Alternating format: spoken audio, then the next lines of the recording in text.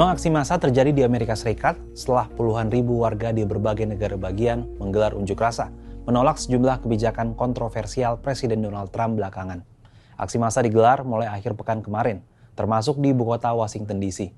Aksi yang digagas oleh koalisi puluhan kelompok progresif AS termasuk Move On dan Women's March mengusung tema kampanye Hands Off yang dalam konteks Trump diartikan sebagai jangan sentuh.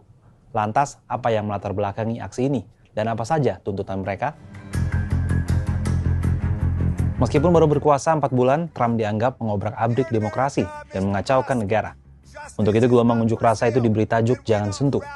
Sejumlah poster berisi protes massa bertuliskan Jangan Sentuh Demokrasi, Jangan Sentuh Palestina, Jangan Sentuh Greenland, dan lain-lain. Aksi protes dikoordinasikan melalui media sosial. Tercatat ada 1.200 kota di 50 negara bagian AS mengonfirmasi menyelenggarakan atau akan menyelenggarakan demonstrasi Hands Off. Sejauh ini, aksi sudah dilakukan di kota-kota besar. Beberapa di antaranya di Washington DC, New York, Chicago, Los Angeles, dan Salt Lake City. Para demonstran memprotes beberapa kebijakan Trump, mulai dari perang dagang yang melejitkan harga kebutuhan pokok, pemecatan ratusan ribu pegawai federal, hingga penghapusan peraturan toleransi serta afirmasi di sekolah ataupun perkantoran.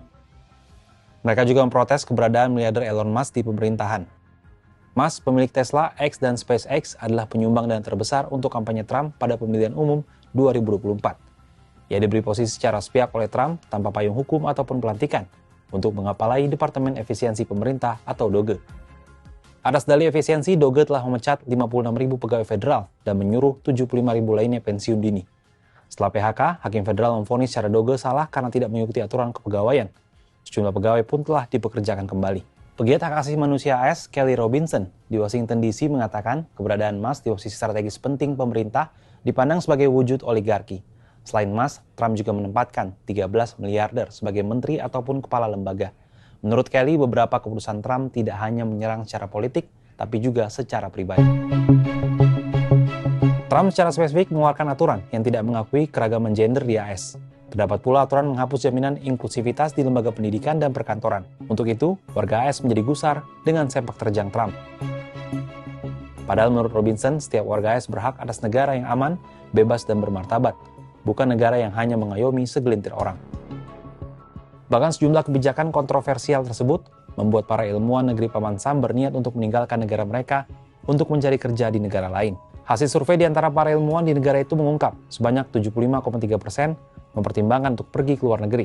Mereka kecewa terhadap kebijakan Presiden Donald Trump yang dinilai tak mendukung perkembangan sains.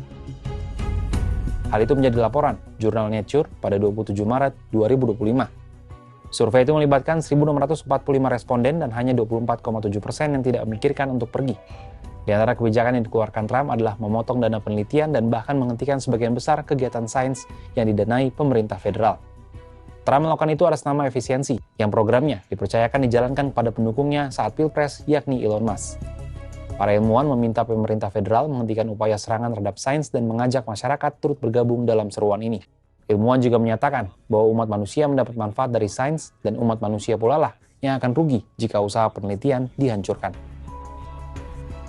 Gelombang demonstrasi dan protes oleh masyarakat dan ilmuwan di dalam negerinya sendiri menunjukkan bahwa sejumlah kebijakan Presiden Donald Trump dinilai tidak hanya merugikan negara lain, tapi juga masyarakat Amerika Serikat.